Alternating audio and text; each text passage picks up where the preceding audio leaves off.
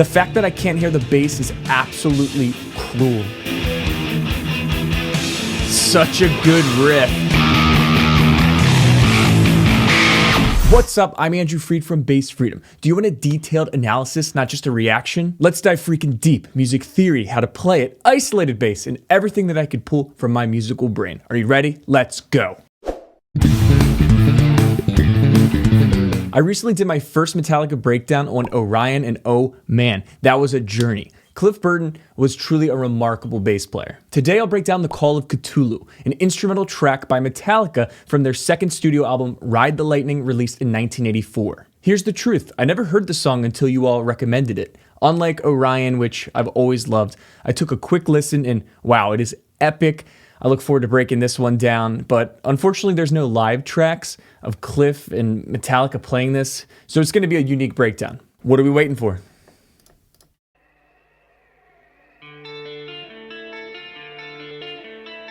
I do know it has a long intro. Let's see if we can get the vibe from this chord progression.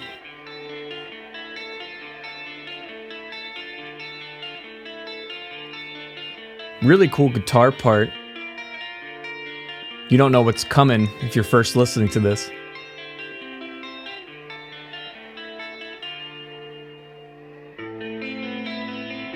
Different part now. A little more sinister. So I read that Dave Mustaine, most famously known as the frontman of Megadeth, played a role in writing this. But then he got fired, right? So you could hear that influence though. Very chromatic there.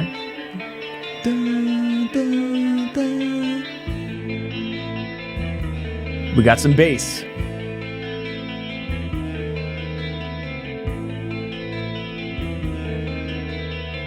I really like that.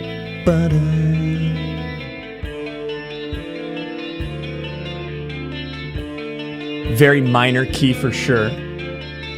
I can't wait to break this one down, man. Let's go. Such a good riff.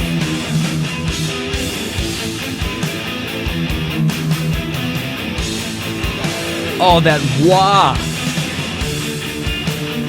Back to that crawling minor.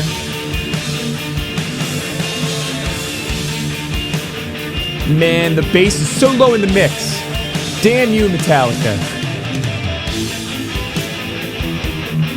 So, pretty repetitive riff between these two minor parts.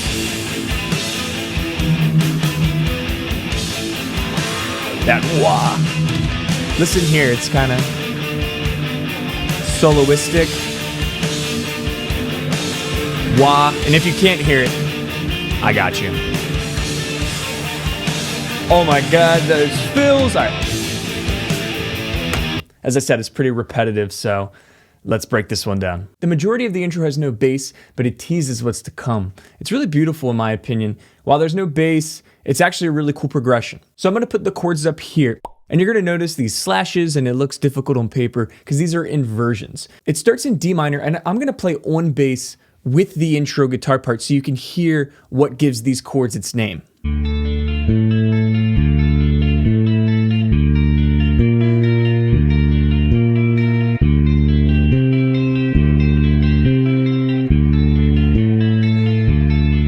So that's not the bass part, but I wanted to outline how that progression is moving upwards. I want to talk about more of this once the band comes in, but then it changes to the A minor part where it has that sinister vibe, as I said, and this is a flat 5. That sound, this diminished fifth, there's many ways you can musically explain it, but if we have this A minor to E flat, it's actually a diminished sound. I love that. So if I put this on paper, you'll see here the chords again have some fancy names. The add 9 is because in the guitar riff you can clearly hear the B, which is the 9 of A. The bass notes are playing A, E, E flat. That's the root, 5th, and then we have this diminished chord.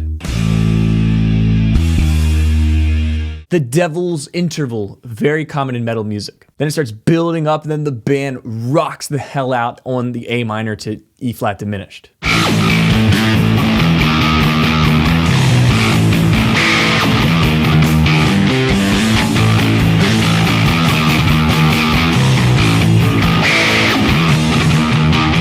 That rocks out so hard. It's the same notes that A, E, the E flat diminished, but we're in A minor, then it walks down the A minor scale.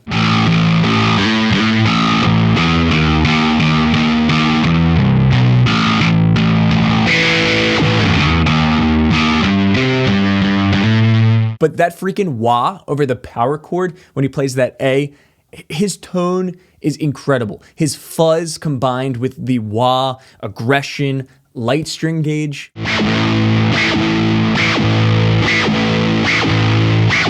Cliff loves hammer-ons. It's really locking in with the drummer. Sometimes it's galloping with the kick drum. Sometimes it's driving eighth notes. There's a little pentatonic fill at the end of his phrases. If you've learned something new so far, be sure to give this video a thumbs up. And if you've learned anything else new by the end of the video, consider subscribing. It's a free way to support my channel. It encourages me to keep creating these breakdowns, educational content like this for all of you, and I really appreciate it. So this is where I want to actually break down the D minor part. If you look at this progression here, again, we got some slash chords, but it's a really unique progression. Before you hear the bass line, I want you to hear why this is called a chromatic ascending progression.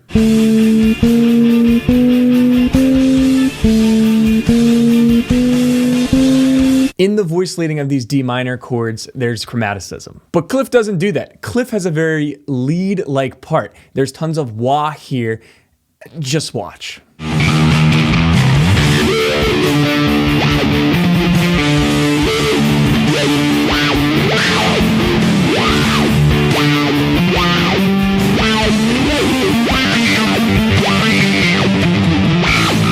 When I talk about lead or being a soloist, I mean he's being more melodic up on the higher frets of the bass. Check out this crazy fill.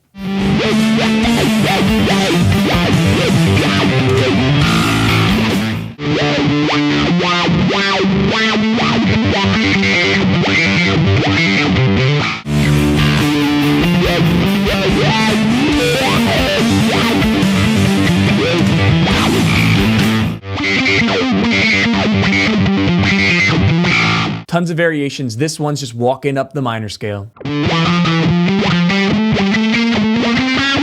There's so many that I'm trying to listen for, but you get the picture. It's freaking awesome. He's playing the higher octave of this D minor scale. We have the minor third, we're walking up the scale. All his fills too are really based off this natural minor scale.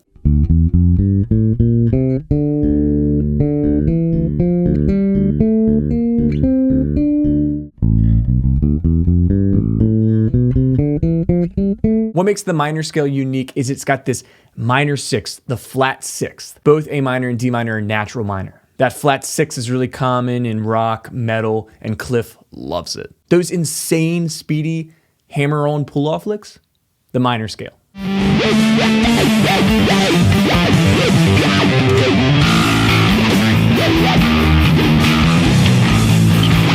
Check out this live audio track from 1984 version I found. Listen.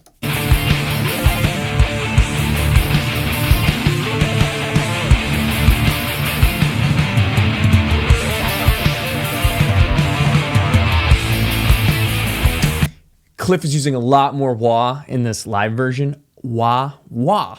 Wah, wah. This one pentatonic lick is sick. So it's pretty repetitive going back through those parts. Let's get back to the original track and we'll get to the next part.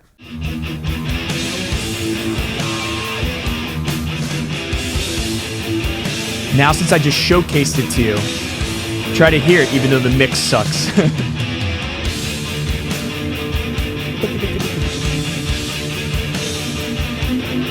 Melodic, bum, bum, bum, bum.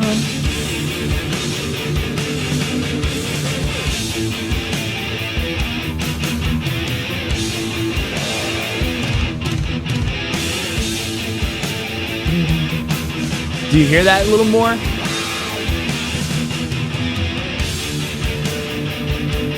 Listen to this variation.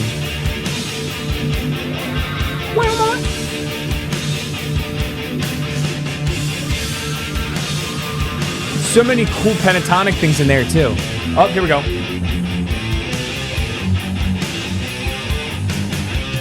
Boom, boom. More chromaticism.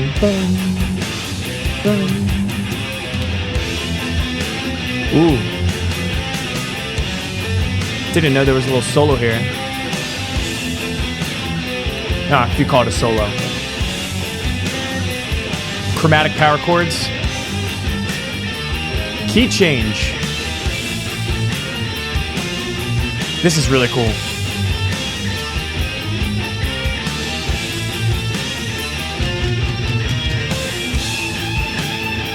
Then we're back. All right, so that part, we're gonna call it the chromatic rock part. Everyone's playing in unison here. I could write out what I think the harmony is doing, but it's just good old rock and power chords, man.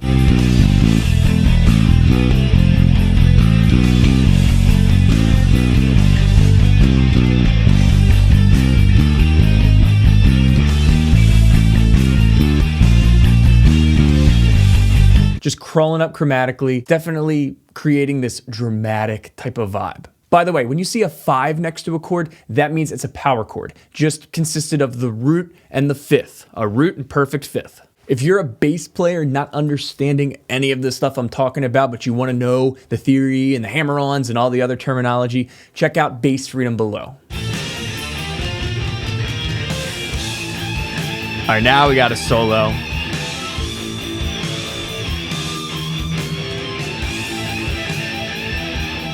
Kirk Hammond is a great guitarist, real shreddy.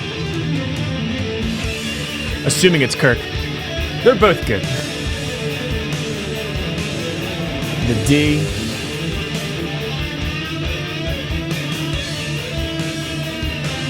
Where are we going? Woo, we're back. A lot of arpeggios in this guitar playing.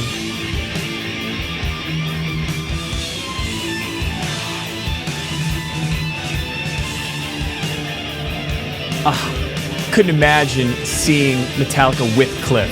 If you saw them ever back in the 80s, let me know. I want to hear about it.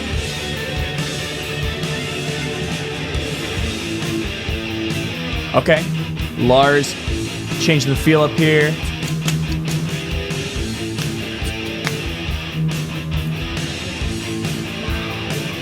Very repetitive. It's not a bad thing when you have a riff this good. So many variations since it's so repetitive. I'm going to try to show you as many of the variations I can.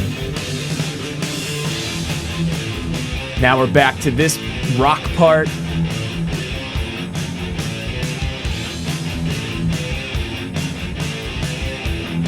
Is the key change going to happen again? Yes. Here's some of those galloping in there.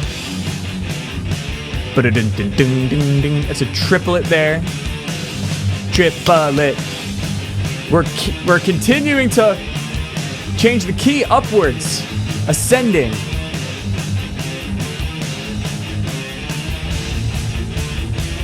Still going. Double bass. This part rocks.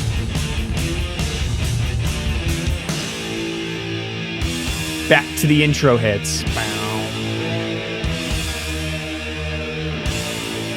All right, check out how this part adds another key change.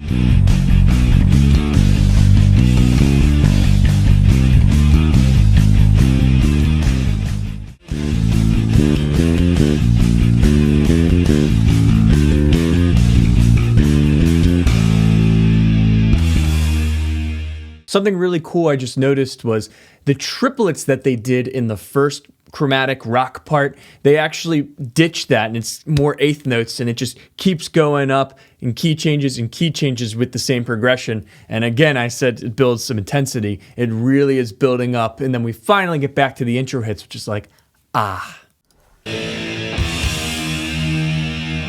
Ah. What was that?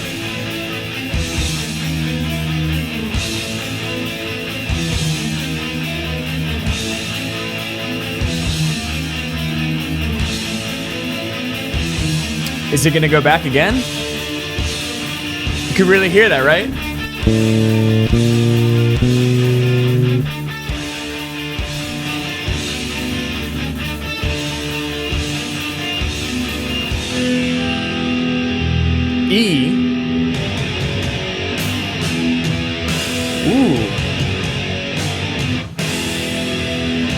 Another power chord part.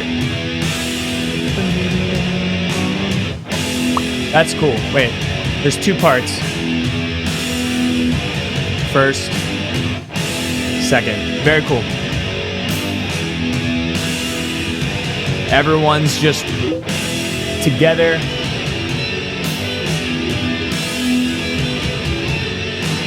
Ooh, that's a cool little harmony the guitars are done.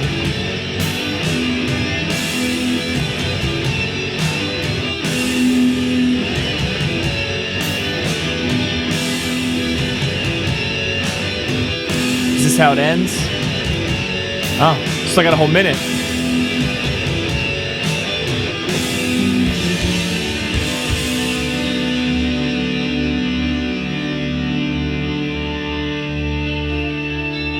Ah, back to the intro there. Check out these really cool hits.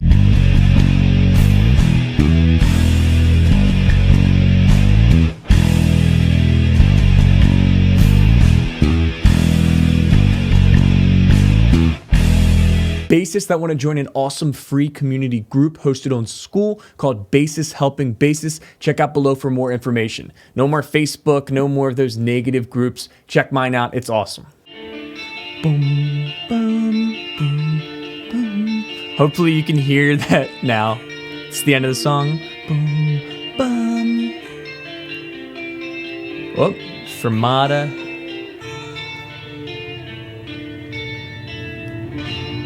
Very cool tune. So this is really... There's more!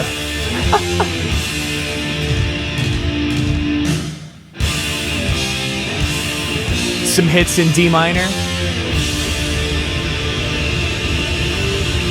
Ooh, we hear that minor scale. Oh, man.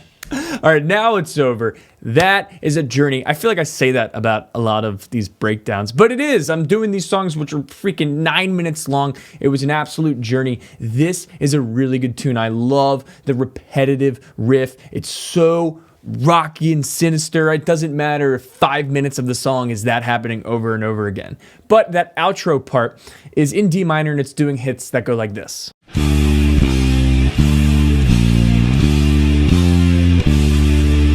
D, C, D, B flat, D, F, D. Just notes from the D minor scale. Cliff was clearly a lead bass player.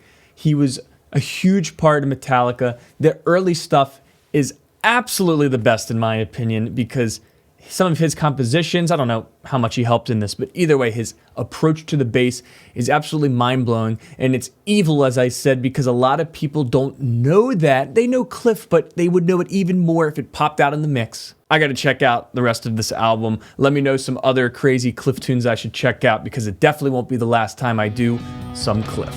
Thank you so much for watching this breakdown. This was another fun one. Keep throwing some at me. I'm not stopping. I really appreciate it. If you want to see any other videos, check this one out. Subscribe, and I'll talk to you next time. Peace.